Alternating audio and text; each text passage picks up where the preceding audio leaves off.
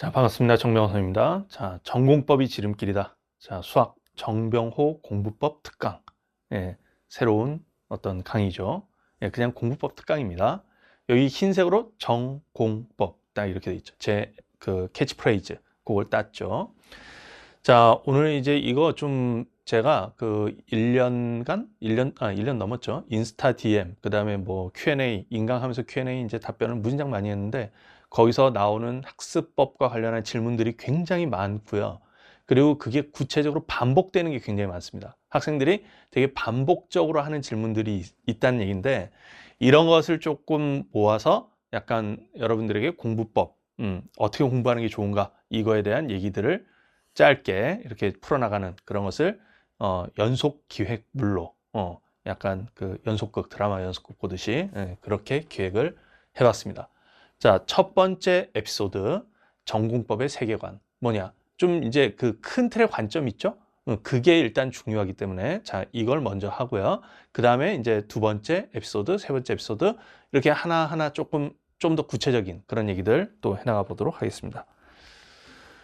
자, 일단 먼저 수학이라는 과목, 뭐 다른 과목도 다 똑같긴 한데 수학이 제일 심하죠. 뭐냐면 쌓아나가는 과목 이런 게 되게 중요해요. 기초가 안 돼 있으면 그 위를 건설할 수가 없죠.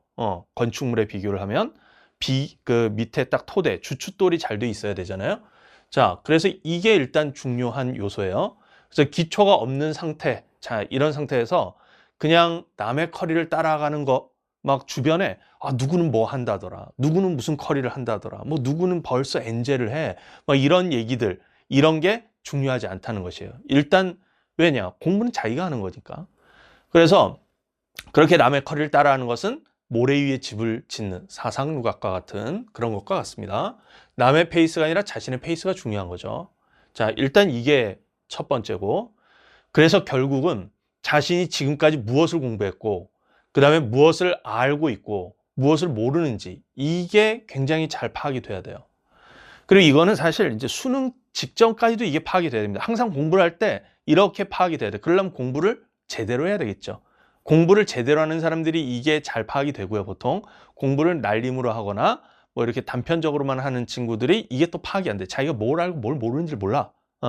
그리고 이제 그 약간 뭐라 해야 되나, 수학을 개념적인 거에 기초해서 딱 쌓아나가는 방식으로 공부하지 않는 스킬 위주 공부 이러면 또 이래요.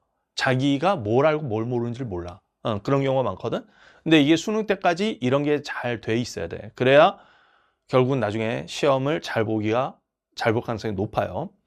자, 어쨌든 지금 제가 이제 하고자 하는 얘기는 조급한 마음에 과정을 건너뛰고자 하는, 여러분들이 막 효율적으로 공부하고 싶은 막 이거 있잖아. 되도록이면 강의를 조금만 듣고 싶고, 조금 듣고 성적 많이 올리면 당연히 좋겠죠.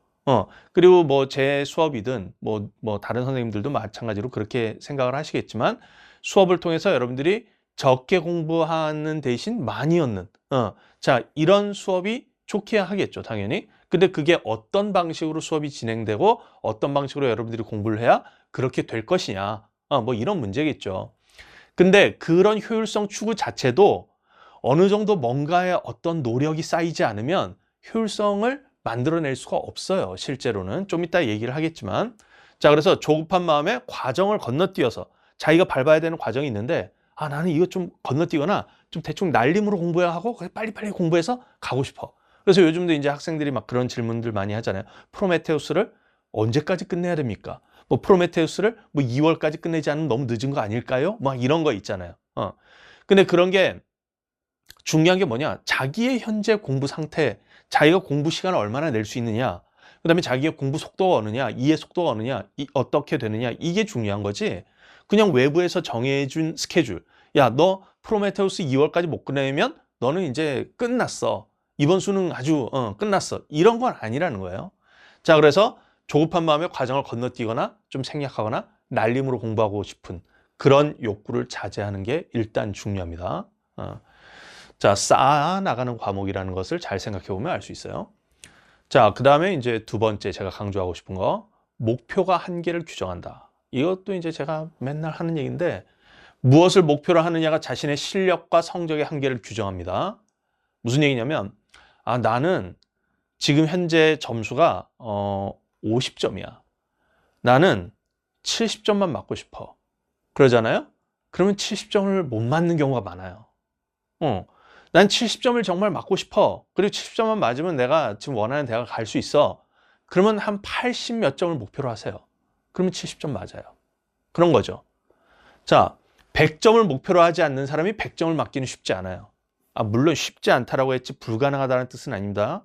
10중 8구 안 된다라는 얘기죠. 10중 1, 2 이상한 애들이 있습니다. 100점을 목표로 하지 않았는데 갑자기 수능 날 100점? 그런 이상한 애들이 있어요. 예전에 제가 이제 학교 다니던 시절에도 우리 200점 만점 그 전 과목 다 200점 만점의 수능 시절이었는데 공부를 진짜 안 하는 친구 있었거든요. 그 친구가 이제 매번 시험 성적이 90점 총점이 뭐 그래서 이제 그때 당시 아마 성적대가 이제 전문대를 갈 수 있는 성적대였나 뭐 그랬는데 갑자기 수능 날 120점인가 130점 그래서 4년제 대학을 갔습니다. 수능 날 그런 친구 또 있어요. 근데 확률적인 얘기죠. 어차피 100점을 목표로 하지 않는 사람은 100점을 맞기 어렵습니다. 확률적으로. 심지어 100점이 아니라 100점을 목표로 하지 않잖아요. 그럼 자기의 그 한계를 두기 때문에 보통 그 한계를 두잖아. 그럼 그 한계보다 더 낮은 데서 또 형성이 돼요. 그리고 사람이 한계를 두는 어떤 습관이 들잖아. 그러면 자꾸만 그 한계를 내려. 스스로 자기도 모르게 내린다고. 그러다 보면 96이나 92도 못 맞아. 그런 경우들 많습니다. 그러니까 일단 뭐냐. 너무 목표를 낮게 갖지 말라는 얘기예요. 목표는 높게 가져라. 물론 너무 허황되게 높게 이렇게 갖는 거는 뭐 의미가 없다. 가져도 되지만 의미가 없을 수 있지만 어쨌든 그래도 내가 딱 공부를 해봤을 때 뭐 공부를 해봤을 때는 여러분이 공부를 안 해봤으니까 고3 공부를 안 해봤으면 모를 수 있는데 제가 이제 가르쳐 봤을 때 일단 한 5등급이나 6등급에서 1등급까지 오르는 거는 충분히 흔히 있을 수 있는 일이에요. 흔히라 하면 이제 뭐냐면 5등급 애들이 다 1등급 간다 그런 뜻은 아니고 그런 애들이 존재한다. 흔히. 뭐 예를 들면 이번 수능 끝나고 저한테 인스타 DM이나 뭐 이런 거로 연락 온 친구들 중에 그런 애들이 있다. 뭐 그런 거죠. 그러니까 뭐 예를 들어 내가 지금 5등급이나 6등급이다. 나는 1등급을 목표로 공부하겠어. 그거 일단 괜찮습니다.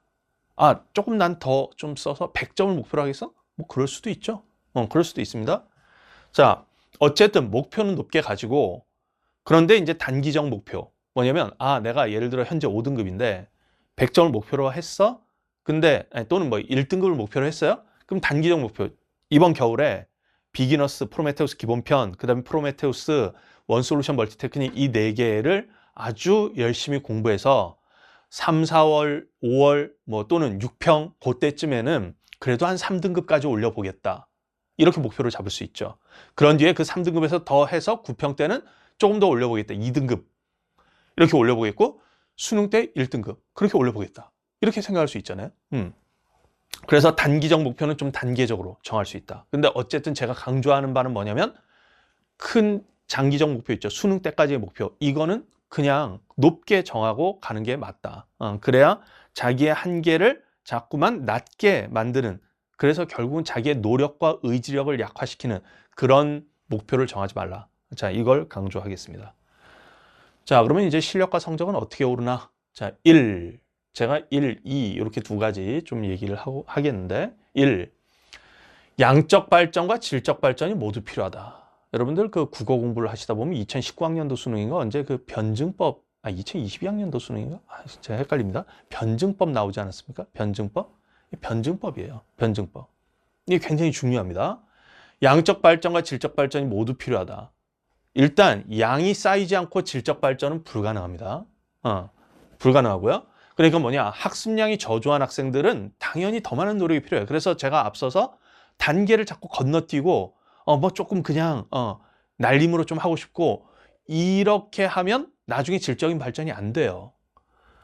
지금 그러면 공부 잘하는 애들은 뭐냐? 걔네들은 그 전에 많이 쌓아놓은 친구들이야. 물론 재능의 요소가 약간 있을 수도 있죠. 사람마다. 그럴 수도 있겠지만 많은 경우는 그 앞전에 뭐 그 중학교 때나 아니면 고등학교 1, 2학년 때나 아니면 그 전이나 그때부터 쌓아온 게 꽤 있는 것이라고 보셔야 돼요. 그렇게 보셔야지. 자, 그래서 양이 일단 쌓여야 된다. 그러니까 학습량을 적게 가져가고 막 이제 상담을 하다 보면 그런 친구들이 있거든요. 뭐냐면 제가 진짜 막 열심히 공부한 것 같은데 성적이 안 오는데 왜 그러죠? 그래서 얼마나 공부했습니까? 물어보면 뭐 하루에 수학 3시간씩 했는데요. 3시간 열심히 안 한 거죠. 그래서 제가 보통 이제 뭐라 하냐면 양이 너무 부족하지 않나요? 한 2배는 해야 될 것 같은데? 뭐 이런 얘기들 막 하고 그랬단 말이에요. 그러니까 양이 어느 정도 있어야 된다. 자, 이런 것이에요. 그다음에 이제 두 번째는 양이 어느 정도 쌓였을 때 질적인 변화를 주지 않으면 실력은 정체합니다. 또 질적인 변화를 주고 질적 변화를 위한 이것도 그냥 자동적으로 되는 게 아니라 노력이 필요해요. 노력을 가해서 질적인 변화를 주면 그다음부터 다시 양적인 발전을 또 가할 수가 있어. 근데 질적인 변화를 주지 않으면 또 정체. 예를 들어 이제 그런 게 예시가 될 수 있는데 뭐냐면 여러분들 이제 복습과 새 커리를 나가는 거 뭐 이런 거 있죠. 그 막 이제 제 커리를 기준으로 보시면 비기너스하고 이제 프로메테우스 기본편까지 아마 하실 거예요. 하신 뒤에 이제 많은 친구들이 이제 여기서 이런 생각을 한다고. 뭐냐면 프로메테우스 기본편까지 했잖아. 프로메테우스 또는 2024학년도 버전을 보면 프로메테우스 실력편. 이거는 지금 나가 좀 버거울 것 같은데 하면서 두려워가지고 안 해. 거기까지 안 가려고 해. 그리고 프로메테우스 기본편 가지고도 뭐 좀 어떻게 잘 비벼서 보면 또 성적 좀 나오지 않을까? 막 이렇게 생각을 한다고요. 근데 그러면 정체한다는 얘기예요. 제가 아까 뭐라 그랬냐면 목표가 한계를 규정한다고 했죠? 그 얘기는 학습에도 딱 적용하면 이제 어떻게 되냐? 내가 어느 정도 예를 들어 4점 초반 문항까지 풀 수 있는 실력을 갖췄어. 그러면 거기서 도약을 하셔야 되는 거야. 4점 중반, 중킬러, 킬러 이것까지 도전을 하는 질적인 발전을 위한 노력을 하지 않으면 거기서 실력은 정체하거나 떨어지게 돼 있어요. 변증법적인 사고방식에 따르면 정체는 퇴보인 거예요. 그런 것이거든. 자, 그러기 때문에 여러분들이 어느 정도 내가 공부를 했다. 그럼 막 이제 이 안주하고자 하는 친구들이 무슨 얘기를 하냐면 뭐 비기너스 몇 회독을 하면 되지 않을까요? 프로메테우스 기본편 몇 회독을 하면 되지 않을까요? 그래서 뭐 몇 회독을 해야 되냐 이런 질문이 좀 많습니다. 이거에 대해서 저는 이렇게 생각해요. 뭐냐면 그 몇 회독을 하느냐를 선언적으로 정할 수 없다. 선언적으로 정할 수 없어요. 왜? 그거는 본인이 아는 거야. 어찌 보면. 본인이 딱 공부를 해봤는데 한 번 딱 예를 들어 프로메테우스 기본편을 한번 끝냈어요. 근데 거기서 한 80% 내용을 알겠어. 7, 80% 내용을 이제 내 것으로 딱 만들었어. 그냥 여기서 알겠다라는 것은 항상 여러분들이 어떻게 생각해야 되냐면 실천이 중요하기 때문에 결국 시험은 여러분들이 보는 거기 때문에 내가 설명하는 것을 여러분들이 이해를 한다라는 것으로 아는 것이라고 생각하시면 안 되고요. 이건 일단 이해가 된 것이다. 이것이고 그 이해된 것이 자기의 풀이로 술술술술 나올 수 있는 게 아는 것이라고 보셔야 돼요. 자, 그랬을 때 어쨌든 뭐냐면 프로메테우스 기본편을 끝냈어. 그랬는데 한 70%, 80% 알아. 그러니까 내가 70, 80%는 술술술 나올 수 있어. 그러면 일단 넘어갈 수도 있어요. 그러니까 뭐냐면 그 다음에 그냥 프로메테우스 넘어가서 그걸 그냥 하는 거야. 더 질적인 높은 거로. 그렇게 도전을 할 수 있잖아요. 근데 뭐 프로메테우스 기본편 딱 한 번 끝냈는데 절반도 기억이 안 나. 뭐 문제를 다시 보면 절반도 못 풀어. 그럼 한 번 더 볼 수도 있죠. 한 번 더 볼 수 있습니다. 그래서 한 번 더 보면 그 다음에는 한 70% 이제 풀 수 있게 된다. 그럼 그 다음 커리로 넘어갈 수 있잖아요. 그렇게 할 수 있어요. 근데 그게 아니라 난 7, 80% 이해를 했는데도 불구하고 프로메테우스로 넘어가는 게 두려운 거야. 그러니까 이제 어떻게 하냐? 회독을 하겠습니다. 해가지고 2회독, 3회독 막 그래요. 아는 걸 또 계속 보는 거야. 이러면 정체한다는 거야. 정체는 퇴보고. 그렇게 하지 말라는 것이에요. 그렇게 하지 말고 여러분들이 내가 어느 정도 실력이 딱 쌓였다. 하나의 커리를 딱 이수했을 때 한 7, 80%는 내가 그걸 알겠다. 그러면 그 다음 커리로 넘어가라는 거야. 또 이제 반대로 이런 친구도 있어. 100% 내가 그걸 알지 못하면 못 넘어가는 거야. 소위 완벽주의 뭐 이것 때문에 비기너스 딱 풀어봤는데 스텝 3에 어떤 두 문제가 계속 안 풀려요. 못 넘어가. 계속 비기너스 회독을 하는 거야. 그러면 안 돼. 시간 낭비지. 그럴 땐 일단 넘어가서 다른 것도 하다가 실력이 좀 쌓여서 다시 보면 그 문제가 풀릴지 어떻게 합니까? 그리고 또 그 문제 못 풀었다고 해서 큰일 나는 거 아니잖아요. 세상에 무진장 많은 문제가 있는데. 그렇게 하지 마시고 확률적으로 한 7, 80% 풀 수 있으면 일단 넘어가시고 한 절반도 난 못 푼다. 그러면 한 번 정도 더 볼 수 있다. 이렇게 생각을 하시라는 거예요. 그래서 자꾸만 양적인 발전과 또 어느 단계가 되면 질적인 발전을 자기가 추구를 해야 돼. 그것도 노력이 필요한 거예요. 왜냐면 어려운 걸 이제 맞닥뜨려야 되니까. 자, 거기서 자꾸 움츠러들고 머뭇거리고 주저하고 이러면 실력이 안 는다는 것이에요. 자, 그래서 지금 제가 여기 하고자 하는 말이 있죠. 실력은 타고난 재능목도 있겠지만 결국 끈기와 의지, 집중력, 나날의 그 순간순간마다 의지력을 발휘하셔야 돼요. 끈기를 발휘하셔야 돼요. 집중력을 발휘하셔야죠. 뭐 저라고 옛날에 공부할 때 제가 가끔 드는 썰 있죠. 가끔 뭐냐면 제가 고등학교 때 이제 뭐 주말에 공부를 할 때 일요일 날 예를 들어 학교에 타율학습 있죠? 그 타율학습 없는 날 뭐 이런 날 도서관 시립도서관 50원 내고 들어가는 시립도서관 있었는데 거기 가가지고 아침에 한 8, 9시쯤에 가면 이제 밤 10시에 문 닫을 때까지 거기 가는데 수학의 정석책 하나만 가지고 갔다. 그런 얘기 제가 한 적 있죠? 수학의 정석책 하나만 가지고 간다. 왜? 그 하다 보면 한 2시간 하다 보면 막 좀이 쑤시고 막 하기 싫거든. 지루하지. 근데 가방을 열어보면 다른 책이 없어. 다른 책이 없어. 저 일부러 그런 자학적인 공부를 한 거예요. 뭐냐면 다른 책이 없으니까 뭡니까? 아씨 뭐 이거 해야지. 다른 걸 바꿀 수가 없잖아. 일부러 그렇게 한 거예요. 그래서 뭐냐? 왜? 수학 같은 걸 하다 보면 깊이 있는 공부를 해야 되기 때문에 막 한 10시간씩도 공부할 때도 있고 그렇게 해야 실력이 늘거든요. 그러니까 그럼 좀이 쑤시고 하면 잠깐 밖에 나가서 한 10분 바람 쐬고 들어와서 또 하는 거야. 그렇게 해서 하루 종일 10몇 시간씩 수학하고 그렇게 했던 거예요.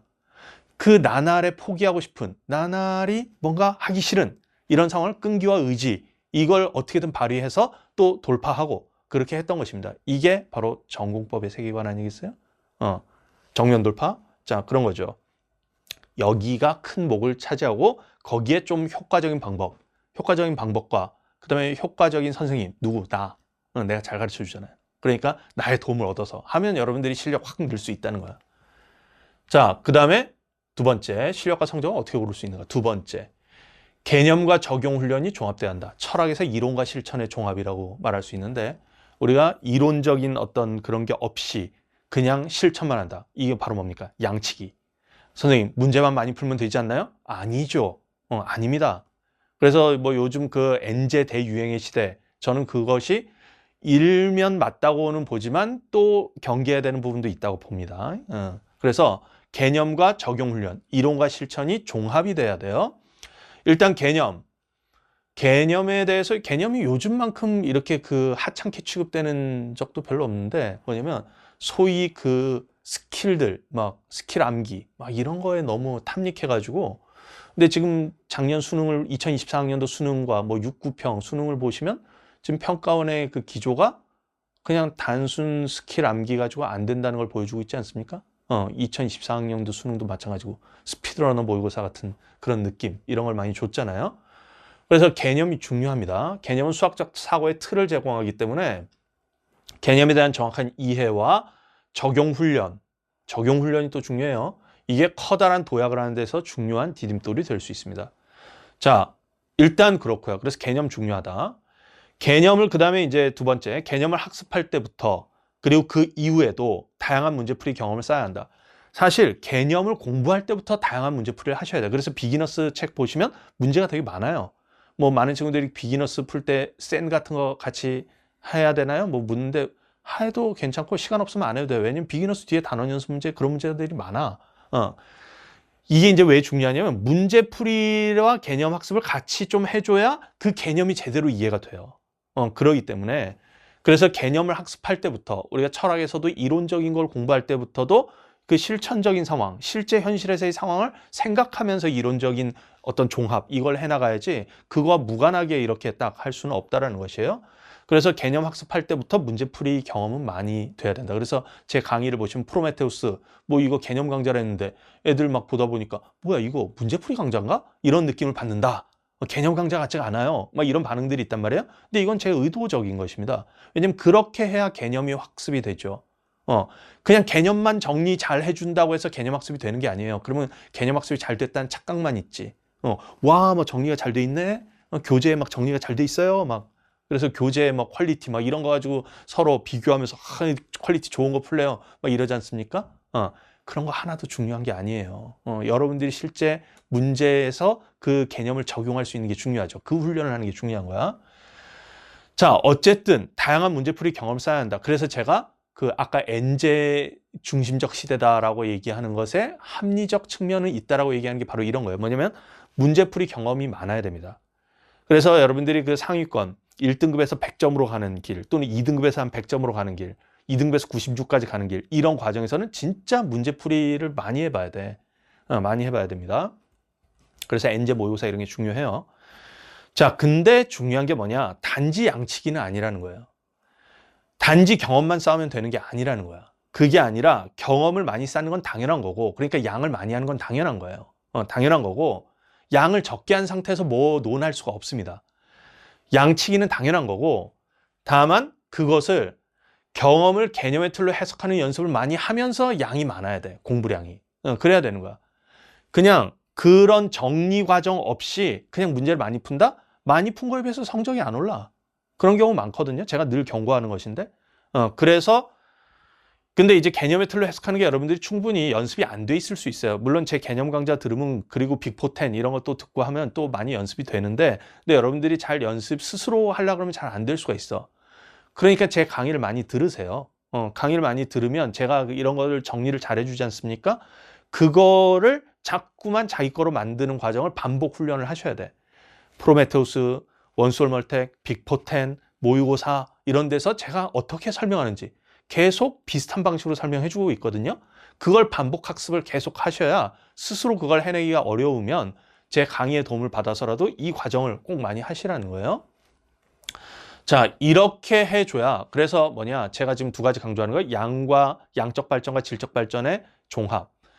개념과 적용 훈련, 문제풀이, 이것을 둘 다 개념을 튼튼히 공부하면서도 문제풀이 양을 많이 가져가서 그 두 개를 종합해야 된다. 문제풀이 과정에서 개념이 어떻게 적용되는지 이것들을 종합적으로 자꾸 인식하고 정리하는, 이게 중요하다는 것입니다.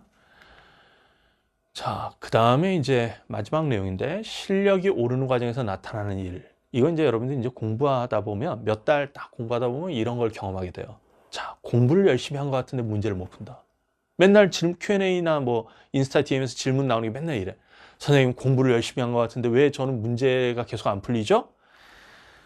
당연한 겁니다. 여러분들 되게 제가 이제 나이도 좀 많고 얼굴은 안 그래 보인다라는 또 감사한 그 댓글들도 있던데, 얼굴이 막 30대 같다 뭐 이런 댓글들도 있고, 제가 20대 때는 30대 소리 들었어요.